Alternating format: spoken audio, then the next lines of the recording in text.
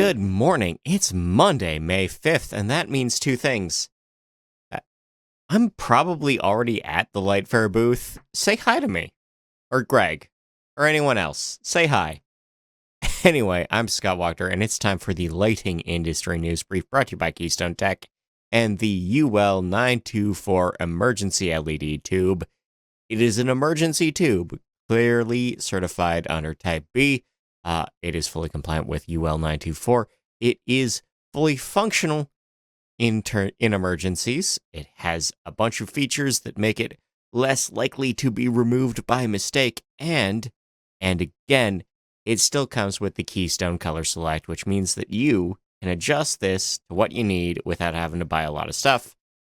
That's KeystoneTech.com. The link is in the description. Let's get into the news. Acuity has bought M3 Innovation. No details on price or personnel for this sports lighting deal. The U.S. House has passed a new supply chain bill. This is the Promoting Resiliency Supply Chains Act of 2025.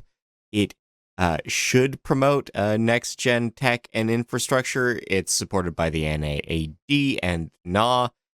It'll have to go through the Senate now. LEED version 5 is live. The Green Building Council regs are up and running as of today. On the tariff tracker side of things, the United States Senate has decided to protect the executive orders that launched the tariffs we have right now. This was a tie vote until the VP put in his say of things.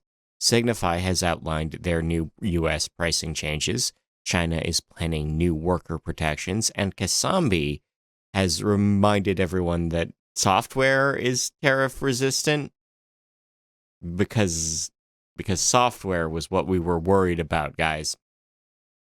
A federal judge has restored funds for projects from the previous administration, which is to say that billions of dollars secured under the IIJA and IRA acts are back in play, unless they get appealed. We have a preliminary U.S.-Ukraine rare earths deal signed. The base framework is in place. We'll see how that goes. UPS will be cutting 20,000 jobs. Most of this is on expectations of shrinkage in e-commerce, but also changing how priority shipping is prioritized. So I don't know. Maybe be careful. Q1 results at Hubel with sales down by 2%. Q1 at Amarin shows earnings at $289 million. Q1 at Universal Display shows revenue up by $1 million. Q1 at Fagerhult shows sales down by 11%. Rexel's Q1 shows sales up 2.5%. Littlefuse's sales were up 3.5%. Sonepar is offering free lighting upgrades to 13 different nonprofit groups. Each Sonepar division got to name a recipient of these grants. The Red Dot winners were named. These are design awards. They have a number of lighting categories. You can check them out. DSI has partnered with Britain Lumber. This is a new distro deal for railing and lighting products.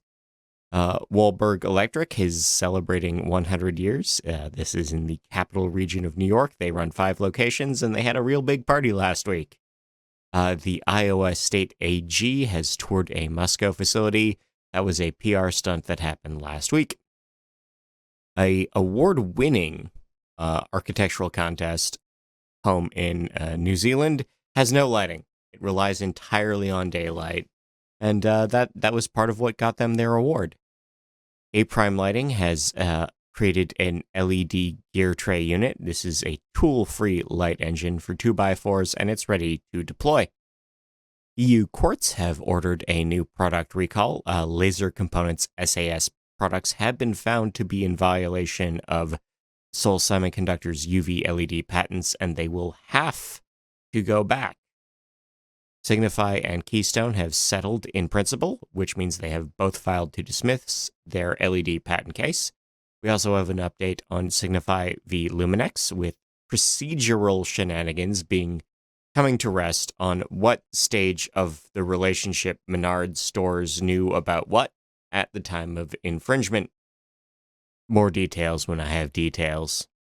In Rep Agency updates, Bella and McCoy has bought Smart Lighting Solutions. Nailed has expanded offerings for their LSC course with more slots open in the design section this June. That's right. If that's what you really wanted, you can still get in. Get in now. I'm not answering emails this week, so you better get in. We have a webinar on the 15th from Radulescu about the current state of lighting industry patents. We have registration open for the ArcLight Summit. You can book now as an attendee. We also have another webinar on capital expenditure and OpEx in sports lighting. This is presented by the NLC on May 27th. Illumis has entered the Bluetooth market with the Neuro Air system. It's ready to go live. Vodafone has developed AI and IoT for UK national parks. This new partnership will start by aiding conservationists, but may also allow Instagrammers to stream from the trails. That's actually a good thing. It's a good thing, I promise. Signify has formed a smart lighting partnership with Cornerstone and Dense Air. They will be working on lighting, signaling, monitoring, and other features in Oxford in the UK. That's right. A university that predates the Aztec Empire will have a smart city project. Singapore has patented a signal embedded power line. That's right.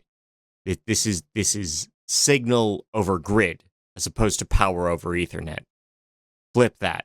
We have power and real-time communication on one high-capacity line. UCLA has partnered with PlaceOS with a smart campus project, or a series of smart campus projects to roll out over the next 3 years. Palm Springs, Florida is testing a new smart playground, specifically in the Desert Highland Park, just for lighting for now. Daisy is expanding into Colorado with a new branch for the smart home service company. We have smart beds for athletes. Akendis University in Turkey has built a RFID mattress to help manage sleep disorders and other issues for athletes going into the Olympics. Google is ending support for early nests. If you are like me and maybe bought a house with a first or second gen Google Nest thermostat, it's only going to work on manual controls now. Great. On the R&D side of things, we have a new color. Okay, there's a lot of new colors, but UC Berkeley has codified a really specific shade of bluish-greenish called Olo, which they use to help demonstrate key elements of human color perception. It might help us down the road in a number of factors. We also have new research from Switzerland that balances energy and user comfort. We have, on the dark side of things, Alan being linked with Alzheimer's symptoms. We have better sleep improving diabetes symptoms. We have ADHD being linked with sleep issues. We have poor sleep being linked with depression. We have a VR study from Korea correlating feelings of safety with what lights are where. And in fact, like interior lighting at the ground level improves that feeling of safety, which is interesting.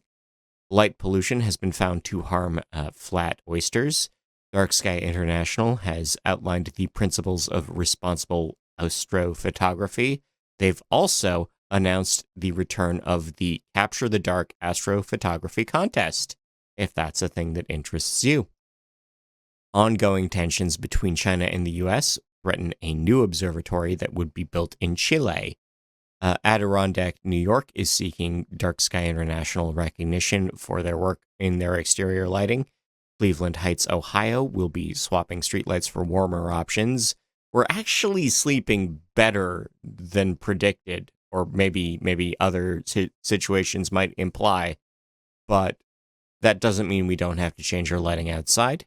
Sea turtle season is starting, which means we have nesting grounds opening up in Naples, Florida, Jekyll Island, Georgia, Sarasota, Florida, the Gulf Shores of Alabama, and Sanibel, Florida. That's just what's observed. Who knows what else is going on? In bird news, St. Louis's Gateway Arch is going dark for migration season yet again. Fort Worth, Texas is beginning a bird safety campaign, and Cornell University is working on bird safety in Michigan. The Lake Superior Zoo has partnered with Dark Sky, Minnesota to reduce business lighting. We have a lights out order in the Lake District of Keswick in the UK, and Nova Scotia, the province of Canada, has opened 200 kilometers of dark sky friendly trails along repurposed railway lines. An advertisement in Dublin is provoking complaints, and nobody likes the lighting at this one hardware store in BC. Links to those in the description. In horticultural news, we have quarterly results at Scott's Miracle Grow that shows that they're basically leaving the cannabis market at this point. We have a new cannabis farm at Stratford, Connecticut. We have Greenscale partnering with Solemn for lighting. Freight Farms is entering Chapter 7 bankruptcy.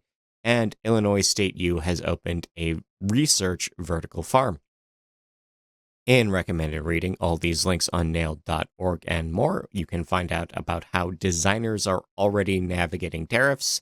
We have a recap from the Recolite Net Zero Conference. We have what AI and automation mean in terms of factories, in the sense that they don't have to have lights on. Robots don't need task lighting. What does that mean for you?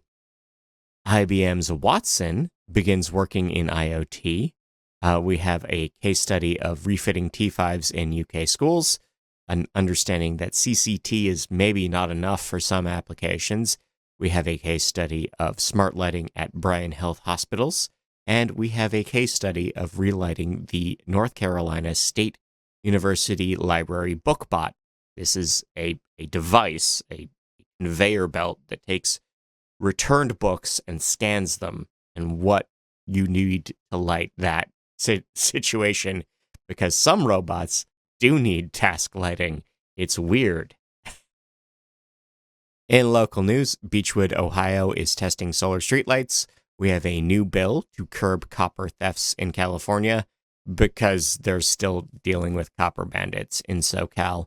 UCLA will be expanding their parking lot lighting to accommodate students and staff that live in their cars. I don't know what to say about that. We have new security projects opening up in New York City subways. Gadsden, Alabama is beginning new pedestrian safety projects, including lighting. We have revamps at Port Canaveral, Florida.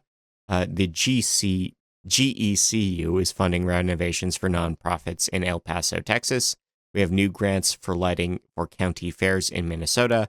We have new lighting going up in parks in Timmins, Ontario. And Mount Washington, Ohio is adding RGB uplights to a water tower. Internationally, Light Planet is entering the Australian market. Gamma Lighting is moving some of their production to the UK. Signify is adding solar lighting to the Karnataka province of India. We have new grants for efficiency in Northern Ireland. And the UK government has condemned the use of tungsten-based lighting in the Jersey Opera House renovation. In People News, Yavor Kolarov has been named CEO at ICO. SLS is moving 3 staffers to ownership roles. Chris Collins has been named the Senior VP of Digital Buildings at Schneider Electric, and we have a recap of People Moves from Inside Lighting. In things you can make, you can build a round display. You can discover whether or not red light is really safe for hyperpigmentation and melasma. In things that are interested to me, Rutgers University has spotted a 100 light-year wide fluorescent glow cloud that is only 300 light-years away from Earth. All hail the glow cloud. And the Tokyo Metropolitan Building, which is to say the seat of government for the city and state of Tokyo, will be hosting Gundam-themed projections this week. It will project big old videos on the side of the building because it is the 46th anniversary of Mobile Suit Gundam. If you care about Gundam at all, I have a podcast about that. Check out the recap from Mercury. Otherwise, I've been Scott Wachter. I want to thank you for your time, your attention, and all of our sponsors and backers. until next week, which will come out late. We're coming out late next week because I'm still going to be recovering from light fare. I will see you next time. Take care of yourself.